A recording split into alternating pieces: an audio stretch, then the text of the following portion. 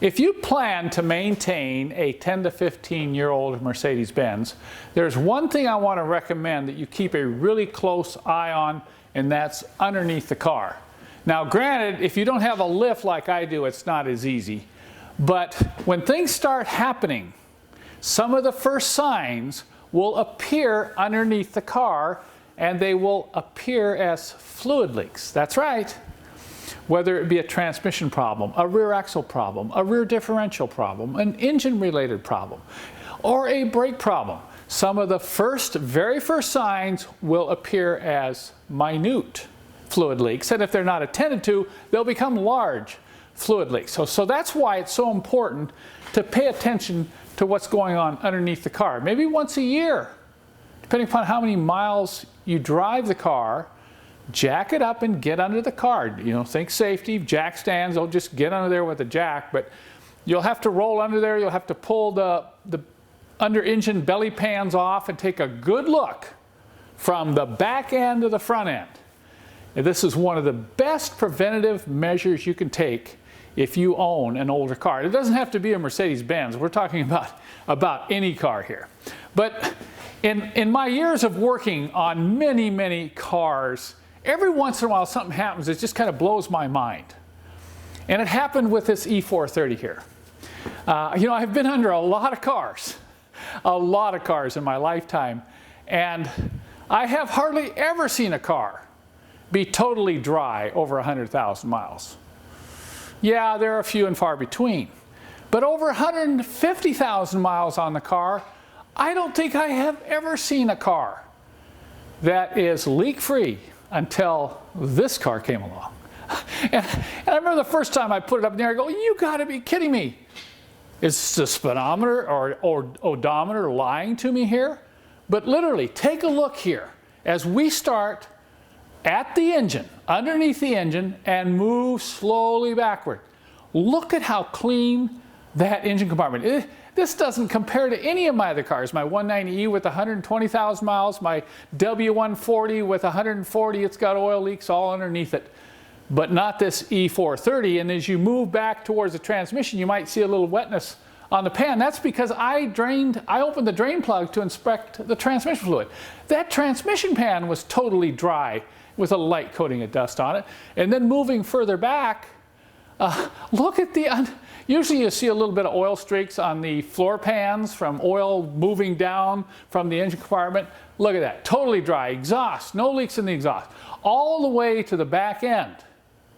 Looking at the rear differential, look at that. When was the last time you saw a rear differential with no wetness on the bottom of the pumpkin and axle seals that are dry and axle boots that are not cracked? Well, that's pretty amazing. So now let's go step by step under this car, and I'll just show you some of the things you should be specifically looking for if you're checking your own car out for fluid leaks. Let's start by talking about the brakes. You want to look on the inside of the wheels, and particularly right here in the area where the brake caliper is. If you have any leaks developing in the pistons of those calipers, you'll start to see wetness right in here. Just right in here, a small oily film. And if that occurs, then that's the first sign your brake calipers are leaking fluid, and it may correspond with a loss of fluid in the reservoir. So check these out carefully. All four of these wheels on this E430 are clean. The engine oil pan can tell you a lot about an engine.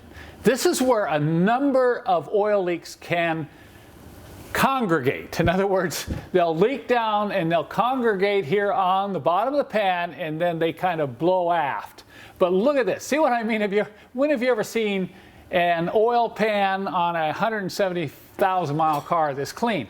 I look this section of the engine over carefully. Look up in here with a flashlight on both sides. Look for leaks coming down from the valve covers. But you also want to look up in here, and I can just reach up in here at the bottom of the front crank seal and look at how it's only dusty. There is no oil here. So this engine is extremely dry as far as all the primary gaskets go. There's no head gasket leaks, there's no front seal leak, and I don't see anything. Even looking up in here at the exhaust manifolds, I don't see exhaust leaks or anything occurring up in that area. So the forward section of this engine really passes the test. And while I'm here, I'll also look up along this edge. I could pull this pan off, but I'm not going to for the purpose of this video. But you want to look for coolant leaks. They'll show up at the base of the radiator and even at the front of the engine if you're having a water pump leak.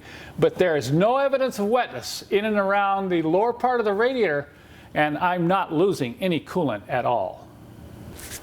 Okay, the next area I take a really close look at is the power steering mechanism on these cars will leak fluid. They can leak out of this area. If it's the old style with the steering box, they can leak out of the steering box, or the rack can start to show signs of seepage. But more particularly, you want to check the hoses. The hoses are more prone to leak in these steering mechanisms than anything. Once again, this will correspond with you having to add fluid to your power steering pump reservoir. And once again, look at how clean this is. There's no evidence of any power steering fluid leaks. And then I'm going to move right back here to this vent hole in the transmission bell housing. If you have leaks in the transmission front seal or the engine rear seal, they're going to collect right in this area. In worst cases, you'll see dripping out of here. So sure, there's a little bit of dampness, but there's no wetness. There's no signs of persistent leak here, and that's really amazing. That means the front of the transmission seal is tight, and the rear engine main is also in excellent condition. The transmission is probably more prone to leaking than anything else on these higher mileage cars. There's a number of places that can leak. You can have leaks out of the front seal, you can have leaks out of the rear seal. You'll have leaks up along the side, possibly on some models, but more particularly you'll get leaks from the pan gasket as it ages, particularly on these 7.2 2.6 transmissions that don't get serviced. So if you look at this, look at how clean. Like I said, I drained some oil out of here about a month ago just to inspect the fluid. But when I got the car, the whole transmission pan looked like this, just dusty. I'd never seen anything like that. And you're thinking, well, is this no, I don't think the transmission has been changed. I don't even think it's had the pan off. But if you do find any kind of leaks developing in your transmission, you want to fix them immediately. And I'm going to repeat immediately, because fluid leaks in these newer computerized transmissions can lead to low fluid levels and catastrophic failure. So be warned. The next thing I take a look at is the exhaust system. Now I know that's not a fluid issue, but they do leak, and they leak exhaust gases. In severe cases, you'll hear it. But little subtle leaks you may not hear, but they will show up as black sooty stains at the seams. You want to be checking all the seams, particularly these clamp joints here. Look for any signs of black soot, and those will be the first indications you're developing an exhaust leak. If you start to see it in the muffler areas out of the seams, that means your mufflers are going bad. And finally, I end up back here at the rear end. This is the rear differential. The drive shaft comes in at the front section. You want to check this seal here. Okay, look at how dry that is. Now moving to the back, here's the back case. It looks like there might have been a little bit of wetness there at one point, but it's not wet now. So it's no concern to me, because even though there's some staining, it's dry. And so you want to check this too, right in this area. And then of course you have the axle shaft seals right here on the side of the differential. You'll see wetness developing right in this area if the seals are leaking. And look at that, there's no evidence of leak. There's a little bit of staining here, but once again, no wetness. And then finally, you want to look at each one of the axle boots. Make sure they're not cracked. If they are cracked, and you'll see grease leaking out of them, you need to deal with that, because if you drive these cars with bad boots where the grease has leaked out, these axle shafts will be destroyed and they can leave you stranded. So the rear end passes the test in flying colors as well. I think you can see why I'm so impressed with the underside of this car. I mean, it really is an unusual sight for a car with over 150,000 miles. But I want to encourage you, pay attention to your own car. Pay attention to what's happening underneath the car, because it will indeed give you some first signs of impending trouble. So if you haven't done this in a while, I highly encourage you as soon as possible to go out and take a look underneath your own Benz.